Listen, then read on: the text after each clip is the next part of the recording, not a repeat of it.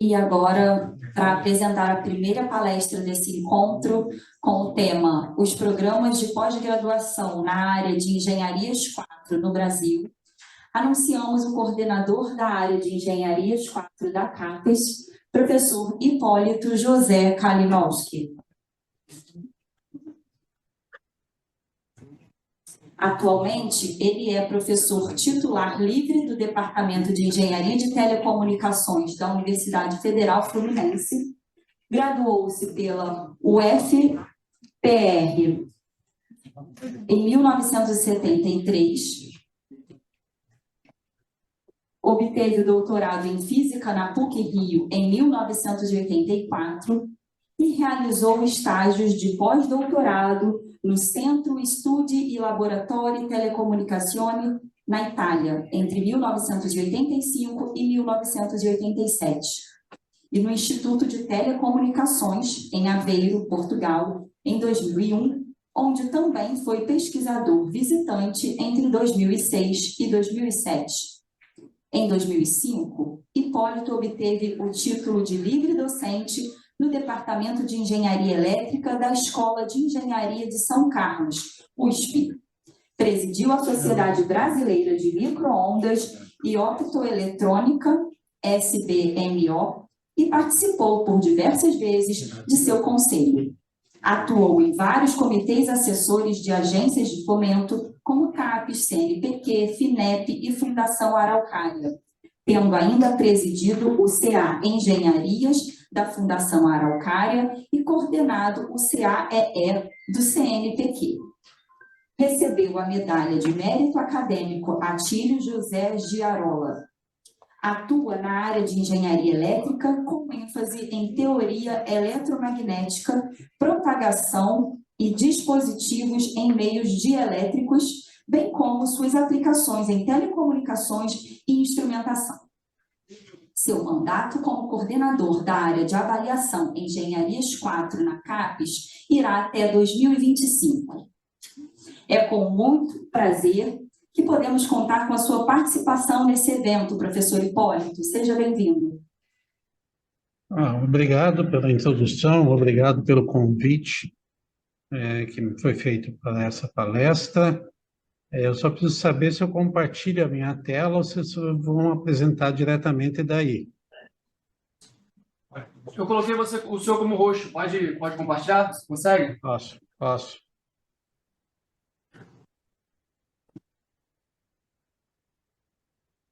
Já apareceu? Sim. Tá. Então, como disse, é um grande prazer participar das comemorações de 60 anos do programa de elétrica da PUC, né? Não, porque eu fiz a pós-graduação na PUC, tive vários amigos aí nas áreas das engenharias também, fiz disciplina da elétrica durante o doutorado, né? E a gente sempre teve contato ao longo da interação profissional nas sociedades e assim por diante. Então, eu fiz aqui um apanhadozinho geral mostrando a situação da área de Engenharias 4 do Brasil, começando por esse gráfico aí, que mostra a situação da pós-graduação no Brasil, aquela que é registrada na CAPES. Então, nós temos pouco mais de 4.500 programas, com 7.000 cursos, contando mestrado e doutorado, são quase 110 mil docentes, 425 mil estudantes e em produção não classificada, contando todas as modalidades, mais de 1 milhão de títulos, né? E nós vemos que houve um crescimento aqui, só de 2013 até 2022, houve um crescimento bastante considerável.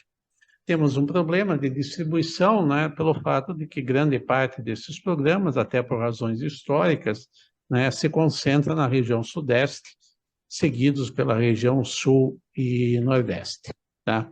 Se a gente olha um pouco mais detalhadamente a área de Engenharias 4, que compreende, né, a elétrica, telecomunicações, biomédica e alguns outros nomes derivados, né, nós temos um pouco menos de 100 programas, né, oferecendo 140 cursos aproximadamente. Temos ali 2.000 docentes, quase 10.000 discentes, né? E nossa produção está na faixa aí dos 12.000 títulos por ano, né? Em geral, tivemos um crescimento, houve uma pequena queda agora, né? Os efeitos de pandemia levaram algumas universidades a fechar programas, né? Por outro lado, alguns programas novos foram aprovados que não estão nessa estatística, né? E estamos chegando aí por volta de 95, 96. E na área também a nossa assimetria geográfica continua existindo, né? Os programas do Sudeste e do Sul são dominantes, né? E depois nós temos as outras regiões, e particularmente a região Norte é bastante carente. E nós temos, não só na região Norte, mas os estados em branco, incluindo um no Nordeste, são estados onde não há programas de engenharia elétrica atuando, tá? Esse aqui é um slide, por acaso eu copiei direto, que nós sempre usamos nas apresentações da área, né? Porque o programa da PUC-Rio aparece ali naturalmente por ser um dos mais antigos, né? Na área de elétrica. Quer dizer, ele é sucessor, digamos assim, aquele do ITA, de 61, mas foi fundado em 63, né? E aqui o grupo daqueles programas um pouco mais antigos que acontecem, né? A PUC teve o doutorado, que foi criado em 81, acabou de ser mencionado aí pelo Walter, né? Que um pouco fugiu do padrão das outras instituições, né? O doutorado na PUC demorou 18 anos a dar sequência ao mestrado, enquanto que naquelas outras universidades esse período ficou de 5 a 9 anos, tá? Mas o doutorado também foi implantado e, de um modo geral, né, a gente vê que a avaliação, desde que a avaliação da pós-graduação foi instituída lá em 1976, né, a PUC-Rio, na área de elétrica, ela praticamente esteve sempre no grupo de topo, né? Houve aqui, tem uma pequena singularidade que aconteceu na avaliação 94 e 95, eu não sei a razão, né? Para isso, foi a única vez que o programa da PUC teve um conceito B, que, embora seja um bom conceito, não era aqueles de excelência que estão no topo. Mas, de um modo geral, é um programa que sempre esteve, né, com os melhores indicadores de produção científica, de desempenho acadêmico na formação de estudantes, de impacto na sociedade através de projetos colaborativos e assim por diante, né? Muito bem. Na área, né, nós temos ainda, né, nós podemos ver que, apesar de termos um bom número de programas, a gente não tem uma distribuição bem regular, nem mesmo acompanhando a da CAPES de notas, né? Nós ainda temos muito curso nas faixas iniciais, né, que necessitam de consolidação, e aí a experiência dos cursos mais antigos, melhores da área, é importante em compartilhar, né, a sua experiência, auxiliar eventualmente esses programas, evitar que eles cometam os mesmos erros, né, para que a gente possa evoluir na avaliação. Um outro aspecto também que dá bastante discussão entre os professores. Caiu a minha apresentação? Não. Não. Um outro aspecto que dá bastante discussão entre os professores é a questão dos extratos qualis, né? Mas só para fazer um resumo aqui da área, não sei se o Walter passou lá a apresentação do seminário de meio termo, né? Mas na avaliação anterior, né, nós tivemos, nas áreas ligadas à engenharias 4, aqueles títulos que são predominantemente publicados pelas engenharias 4 de assuntos de engenharia elétrica, biomédica, etc., nós tivemos pouco mais de 8.000 artigos, né, em 500 e poucos títulos, tá? O que representa 51% dos artigos. Porém, apenas 20% dos títulos, na verdade, estão dentro da área de engenharia elétrica, né?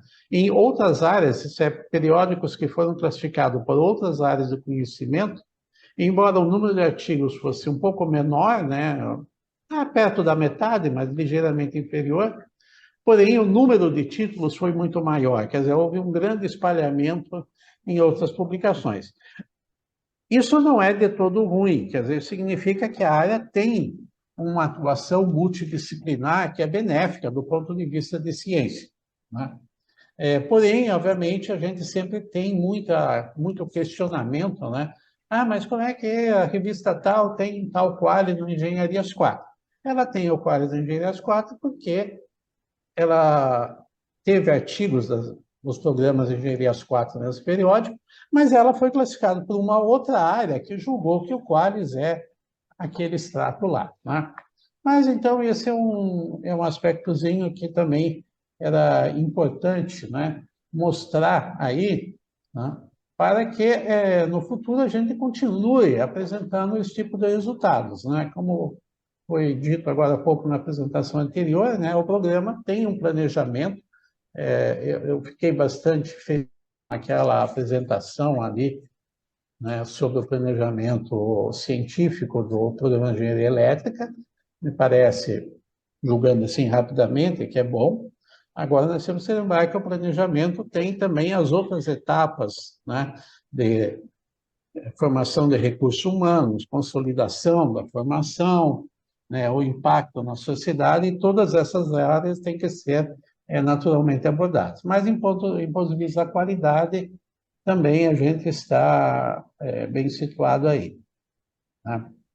Agora, a área também apresenta as suas assimetrias, né? Eu já falei ali no início da apresentação sobre a assimetria geográfica na distribuição de programas, que nós temos uma concentração no Sudeste e Sul, e temos mesmo falta de programas em alguns estados, que é um tipo de assimetria que tenta ser contornado, eventualmente, por ações de incentivo, mas existem outras assimetrias dentro da pós-graduação e dentro da área também, né? Esse gráfico mostra a simetria de gênero na pós-graduação como um todo no Brasil. Isso aqui é o conjunto de todos os programas, né, da área, né? E observa-se, então, que a participação feminina está em de 21,5% apenas, né? Obviamente, existem áreas em que a participação feminina é mais alta, né? Algumas até que ela é dominante, né? O que significa que nós temos outras áreas que esse resultado pode ser muito pior, né? Na questão de raça e cor, as assimetrias existem, mas ainda não está suficientemente equacionado, até porque, como você observa aqui, né,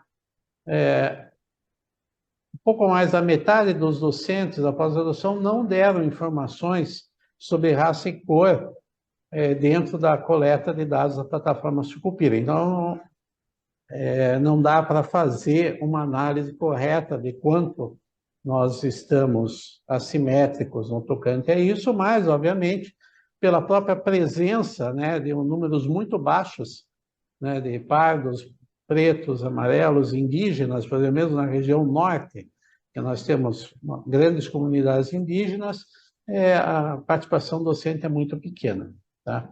Mas eu gosto de falar isso daqui, né? Existe uma assimetria que nós temos que observar a mais curto prazo, que é aquela de gênero, né? Como eu falei ali na CAPES, né, os docentes são mais ou menos 20%, 21,5% do total dos professores atuando na pós-graduação no Brasil, os discentes do gênero do feminino, do sexo feminino, porém, e na área de engenharias 4 isso não é muito diferente, nós estamos, na verdade, um pouco abaixo, né? A nossa faixa está nos 14,5, 14,6, e é um desempenho razoavelmente constante nas últimas duas avaliações, tá? Quer dizer, no levantamento feito na avaliação anterior e na atual, 2017, 2021, esse número não muda muito. A mesma coisa acontecendo com os discentes, tá? no programa, né? E isso é uma coisa interessante. Eu pus esse outro gráfico aqui, é um gráfico provocativo, obviamente, né? Que eu digo, será que nós não estamos usando um conceito de exploração de mão de obra? Porque quando a gente olha a produção científica da área, e eu peguei aqui apenas 2 exemplos, artigos em periódicos com pelo menos uma autora e trabalhos completos em análise de conferência com pelo menos uma autora, nós vemos que esse número está lá na faixa um pouco superior aos 40%. É o dobro do que está no gráfico de cá, pelo menos, tá? Então, nós temos uma participação feminina maior no trabalho do que se reflete na admissão no programa ou nas titulações, né, de mestrado e doutorado, tá? Então, isso eu deixo aqui para que os programas pensem nesse assunto, né, nesse planejamento aí para o futuro, né, há necessidade de que alguns aspectos desses sejam entendidos e eventualmente equacionados, né, na sua solução, tá?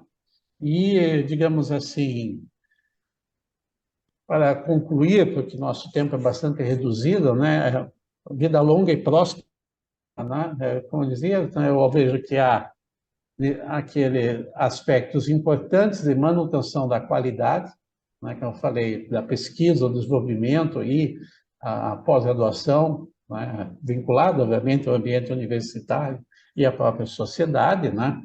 Em termos de crescimento, né, uma preocupação, né, deve ser sempre constante de atrair novos estudantes interessados em trabalhar nos tópicos desenvolvidos no programa e, para usar uma palavra, eu não sei se está exatamente correta, mas diz que parece que é uma palavra bastante, digamos assim, do gosto da reitoria da PUC, né? Então, uma necessidade de uma certa amazonização do programa, né? No sentido de ter mais ações, né, que auxiliem a área como um todo no atendimento a regiões carentes de bons programas, principalmente aqueles estados que não existem, né, eventualmente pensando, né, até para atrair novos estudantes, em ofertar polos regionais na modalidade de associação, ou até mesmo em EAD, quer dizer, assim, a filosofia da área é que a EAD, na pós-graduação, na área, ela deve ser ofertada pelos programas que estão bem consolidados nos grupos de excelência, né? Então, eu agradeço muito a oportunidade aí de apresentar isso aí para vocês, tá? E fico à disposição, né? Se alguém quiser fazer alguma pergunta, alguma dúvida, eu posso tentar responder. Professor, me ouve? Sim, claro. Professor, primeiro, muito obrigado, viu, aqui é Delbis, muito obrigado pela participação no evento. A gente espera contar com o senhor em outra oportunidade, de preferência presencialmente, para a gente fazer uma roda de conversa. Do nosso lado aqui, eu vou comentar um pouco sobre o planejamento estratégico, que a gente foi penalizado na última avaliação. Eu vou falar um pouco depois sobre isso, mas todos esses elementos que foram comentados, a gente vai ter, desde do planejamento, a questão que trata da diversidade, como é que a gente vai tratar impacto social, entre outras coisas. Mas, enfim, isso vai ficar para a apresentação. Eu queria agora agradecer, achei ótima a apresentação. Muito obrigado, e a gente espera contar com a sua presença numa futura oportunidade aqui.